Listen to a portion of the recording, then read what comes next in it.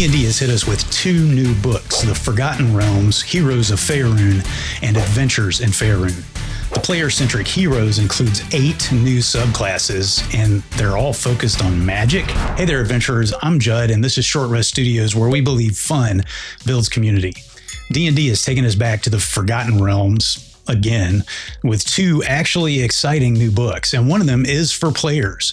It's got new spells and circle magic, new factions, info on the gods of Faerun, new feats and backgrounds, equipment, and the thing I think most of us are ready for, 8 new subclasses for the 2024 D&D rule set.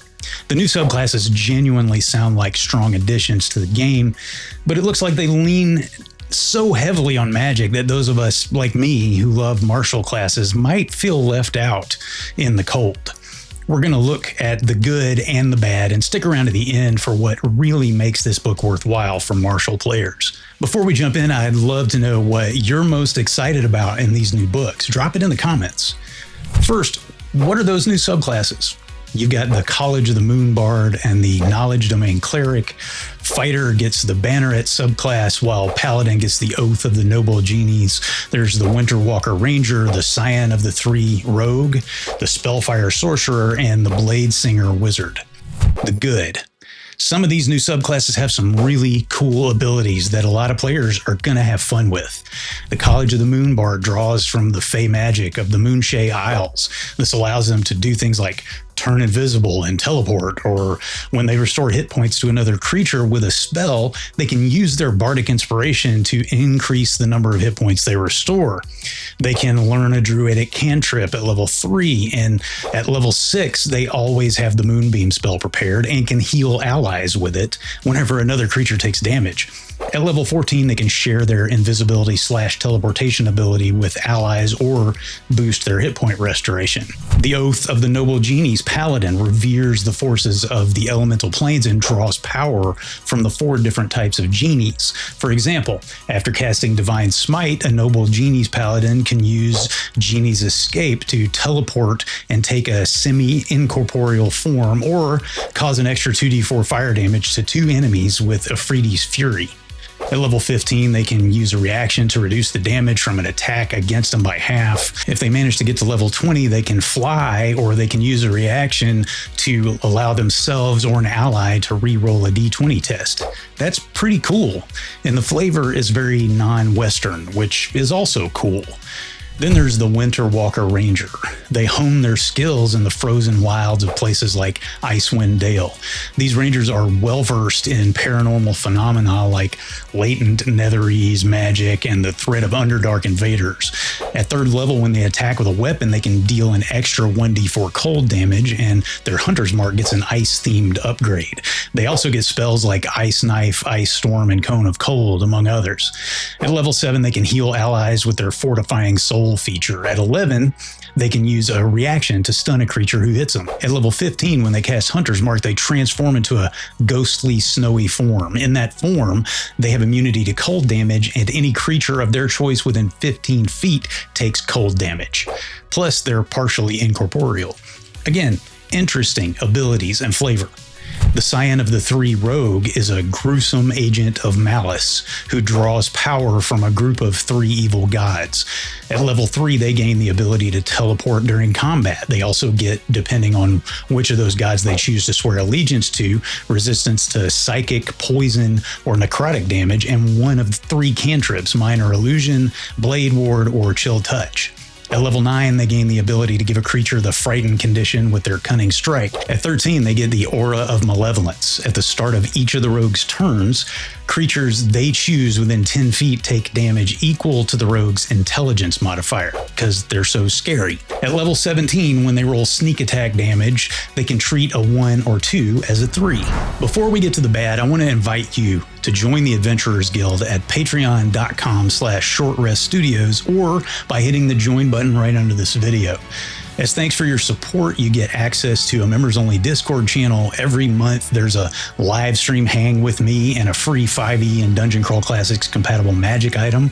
Plus, you get quarterly adventure seeds. And of course, you get the knowledge that you're helping to keep the cameras and the dice rolling on this channel, along with my undying gratitude.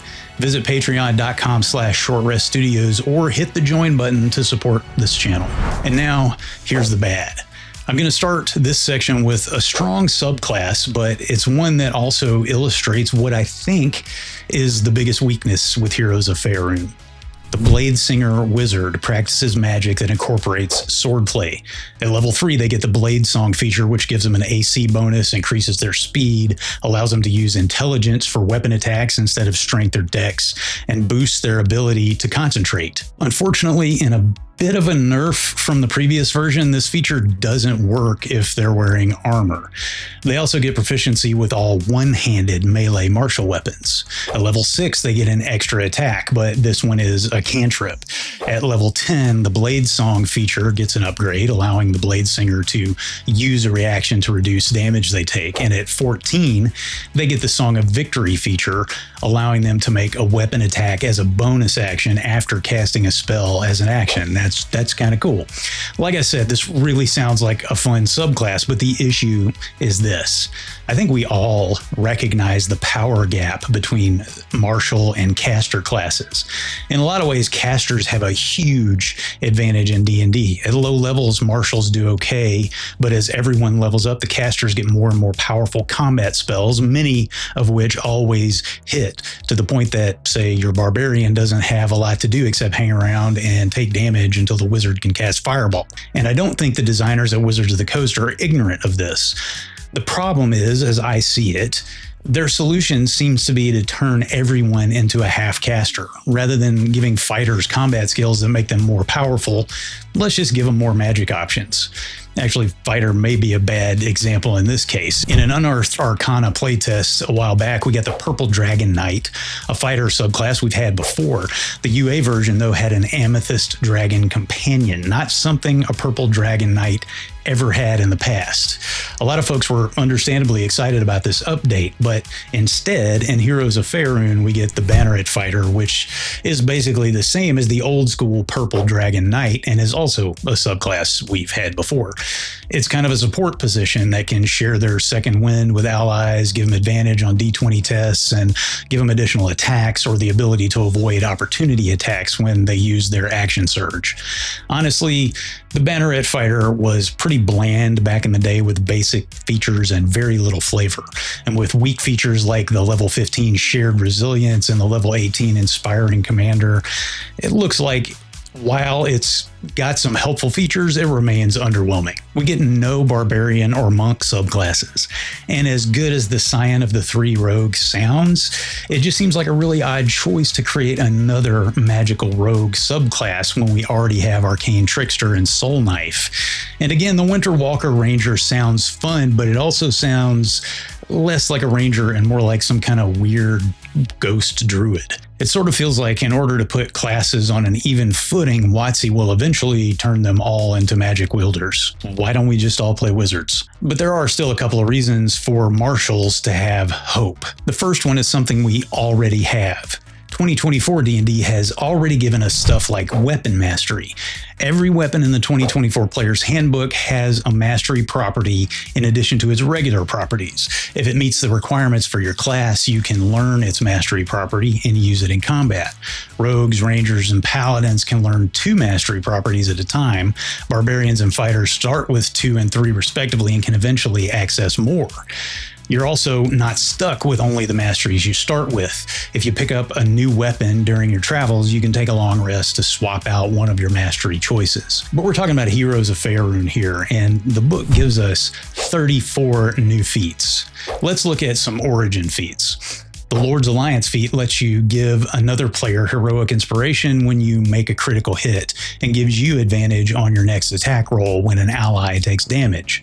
Zentarum Ruffian allows you to roll damage twice on an opportunity attack and choose which roll to use. And if you have heroic inspiration, you can use it to give yourself and your party advantage on an initiative roll. For general feats, there's the Fairy Trickster feat, which sounds magical but really isn't. It increases your dexterity or charisma and lets you ignore difficult terrain when you take the disengage action. The best part, though, is the Flustering Strike. When you hit a creature with an attack, they have to make a wisdom save or have disadvantage on saving throws until the end of your next turn. One of my favorite feats is Street Justice. You get a boost to strength or dex. Your allies have advantage on attack rolls against a creature you have grappled. That's called Headlock. If you use a chain, manacles, or rope to bind a creature, your proficiency gets added to the DC to escape or break the chain. And if you use Intimidation to influence a hostile creature, you don't get disadvantage on the check. If you took that Zhentarim Ruffian Origin feat at level 4, you could also take Zhentarim Tactics. In addition to increasing your dexterity or charisma, you can also make an opportunity attack against a creature within 5 feet immediately after they make a melee attack against you. And after you finish a long rest, you can choose a skill which you will have proficiency in until you finish your next long rest. And if you're really hardcore and make it to level 19, there are new epic boon feats as well, like the Boon of Bountiful Health. It gives you 5 extra temporary hit points when you get temp HP. No big deal. Maybe that 5 is a typo. But it also allows you to take the max number for each die whenever you roll hit dice to regain hit points. Boon of Fortune's Favor allows you to re-roll a failed saving throw. Boon of Poison Mastery gives you immunity to poison, and once per turn you can take the highest number possible for each die when you're rolling poison damage. Like I said, 34 feats. And these are just a few of them that benefit martial characters, and they're pretty good. There you go, adventurers. That's my take on the new subclasses in D&D's Heroes of Faerun. What do you think about how this book approaches the martial caster gap? How about those feats? Good or no? Let me know in the comments. If you like this content, don't forget to like, subscribe, and hit the notification bell. And please consider supporting the channel by joining the Adventurers Guild at patreon.com/shortreststudios or by hitting the join button right under this video. Heroes of Faerun loves casters, but if you love it when fighters, barbarians, and the like get to fight in really cool ways, check out this video about the new TTRPG Draw Steel. If you love magic, don't worry, I got you. Check out this other video on TTRPGs with really cool magic systems, and I'll see you next time on Short Rest Studios.